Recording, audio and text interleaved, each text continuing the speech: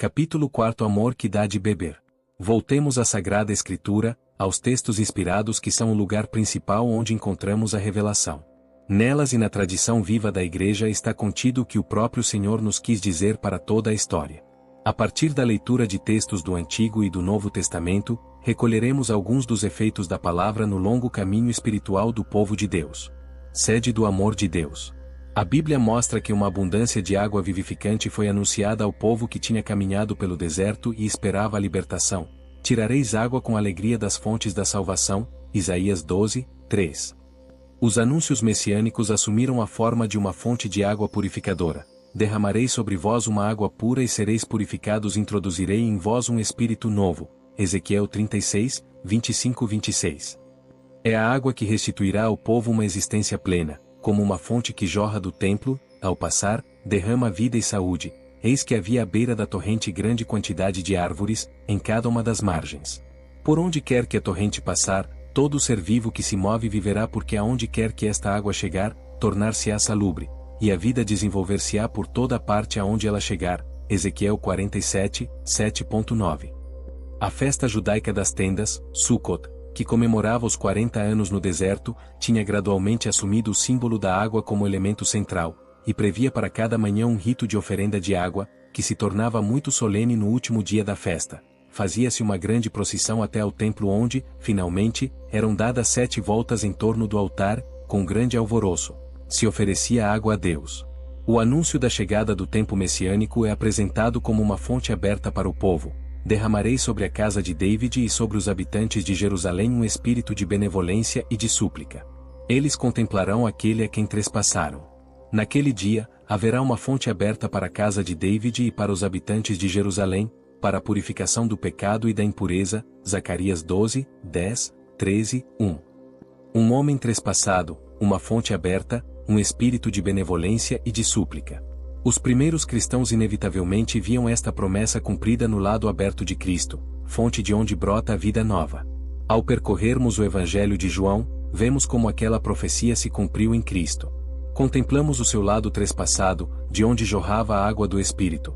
Um dos soldados traspassou-lhe o peito com uma lança e logo brotou sangue e água. João 19, 34. E o evangelista acrescenta: hão de olhar para aquele que trespassaram. João 19, 37. Retoma assim o anúncio do profeta que prometia ao povo uma fonte aberta em Jerusalém, quando olhassem para o trespassado, conferir Zacarias 12, 10. A fonte aberta é o lado ferido de Jesus Cristo. Notemos que o próprio Evangelho anuncia este momento sagrado, precisamente no último dia, o mais solene da festa das tendas, João 7, 37. Naquele momento, Jesus bradou ao povo que celebrava, na grande procissão: se alguém tem sede, venha a mim, hão de correr do seu coração rios de água viva. João 7, 37 e 38. Para isso, era preciso que chegasse a sua hora, porque Jesus ainda não tinha sido glorificado. João 7, 39. Tudo se cumpriu na fonte transbordante da cruz.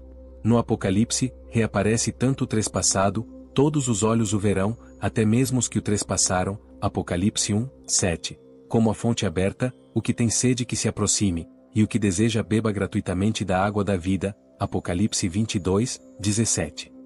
O lado trespassado é ao mesmo tempo a sede do amor, um amor que Deus declarou ao seu povo com tantas palavras diferentes que vale a pena recordar. És precioso aos meus olhos, te estimo e te amo. Isaías 43, 4. Acaso pode uma mulher esquecer-se do seu bebê, não ter carinho pelo fruto das suas entranhas? Ainda que ela se esquecesse dele, eu nunca te esqueceria. Eis que eu gravei a tua imagem na palma das minhas mãos. Isaías 49, 15 e 16. Ainda que os montes sejam abalados e tremam as colinas, o meu amor por ti nunca mais será abalado, e a minha aliança de paz nunca mais vacilará. Isaías 54, 10. Amei-te com um amor eterno. Por isso, dilatei a misericórdia para contigo. Jeremias 31, 3. O Senhor, teu Deus, está no meio de ti como poderoso Salvador. Ele exulta de alegria por tua causa, pelo seu amor te renovará. Ele dança e grita de alegria por tua causa. Sofonias 3, 17. O profeta Oséias chega a falar do coração de Deus. Segurava-os com laços humanos, com laços de amor. Oséias 11, 4. Por causa desse mesmo amor desprezado, podia dizer: o meu coração dá voltas dentro de mim, comovem-se as minhas entranhas, Oséias 11, 8. Mas sempre vencerá a misericórdia, conferir Oséias 11, 9, que alcançará a sua expressão máxima em Cristo, palavra definitiva de amor. No coração trespassado de Cristo estão concentradas, escritas na carne, todas as expressões de amor das Escrituras.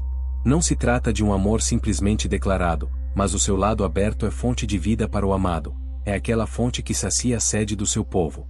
Como ensinou São João Paulo II, os elementos essenciais desta devoção pertencem também de modo permanente à espiritualidade da Igreja ao longo da sua história, porque desde o princípio a Igreja elevou o seu olhar para o coração de Cristo trespassado na cruz. Ressonâncias da palavra na história. Consideremos alguns dos efeitos que esta palavra de Deus produziu na história da fé cristã. Vários padres da Igreja, sobretudo da Ásia Menor, mencionaram a chaga do lado de Jesus como a origem da água do Espírito, a palavra, a sua graça e os sacramentos que a comunicam. A força dos mártires vive da fonte celeste de água viva que brota das entranhas de Cristo, ou, como traduz Rufino, das fontes celestes e eternas que procedem das entranhas de Cristo. Os fiéis, que renascemos pelo Espírito, viemos dessa fenda do rochedo, saímos do ventre de Cristo. O seu lado ferido, que interpretamos como seu coração, está cheio do Espírito Santo, e a partir dele chegam até nós rios de água viva. Em Cristo permanece a fonte de todo o Espírito Santo. Mas o Espírito que recebemos não nos afasta do Senhor ressuscitado, antes nos enche de ele, porque, ao bebermos do Espírito, bebemos o próprio Cristo.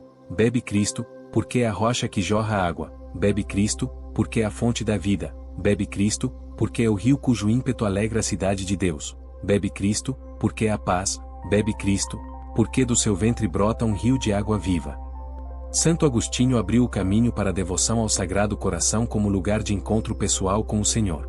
Ou seja, para ele o lado de Cristo não é só fonte de graça e de sacramentos, mas personaliza-o, apresentando-o como símbolo da união íntima com Cristo, como lugar de um encontro amoroso.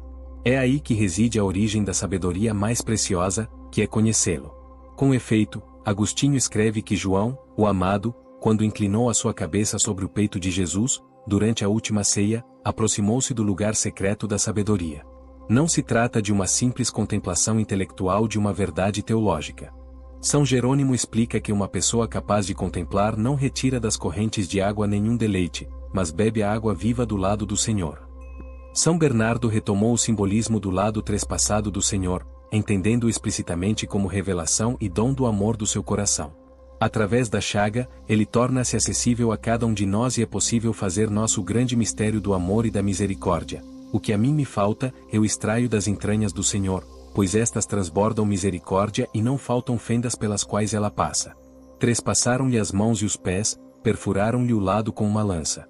E por essas fendas posso extrair mel da pedra e óleo da rocha duríssima, isto é, posso saborear e ver quão suave é o Senhor. O ferro trespassou-lhe a alma, e aproximou-se do seu coração, para que não deixe já de saber como se compadecer das minhas fraquezas. O segredo do seu coração é patente através das chagas do corpo, é patente o grande sacramento da piedade, são patentes as vísceras de misericórdia do nosso Deus. Isto reaparece de forma especial em Guilherme de Saint-Thierry, o qual convidava a entrar no coração de Jesus, que nos alimenta no seu próprio seio. Não é de admirar, se recordamos que para este autor a arte do amor é a arte das artes. Este mesmo amor é incutido pelo Criador. Com efeito, o amor é uma força da alma, que a conduz como que por um peso natural ao lugar e ao fim que lhe são próprios. Esse lugar que lhe é próprio, onde o amor reina em plenitude, é o coração de Cristo, aonde, pois, Senhor, conduzis aqueles que abraçais e estreitais em vossos braços, senão para o vosso coração? O vosso coração, Jesus, é aquele doce maná da vossa divindade, conferir Hebreus 9, 4, que guardais no vosso interior, no cofre áureo da vossa alma que supera toda a sabedoria. Felizes os que conduzis até lá com o vosso abraço. Felizes os que, imersos nestas profundezas, foram escondidos por vós dentro do vosso coração. São Boaventura une as duas linhas espirituais em torno do coração de Cristo. Ao mesmo tempo que o apresenta como fonte dos sacramentos e da graça, propõe que esta contemplação se torne uma relação de amigos, um encontro pessoal de amor.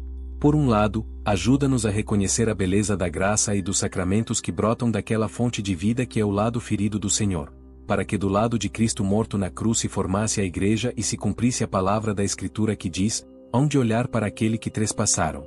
A divina providência permitiu que um dos soldados lhe abrisse com a lança o lado sacrossanto e dele fizesse brotar sangue e água. Este é o preço da nossa salvação, saído daquela divina fonte, isto é, do íntimo do seu coração, para dar aos sacramentos da Igreja o poder de conferir a vida da graça e se tornar para aqueles que vivem em Cristo uma fonte de água viva que jorra para a vida eterna.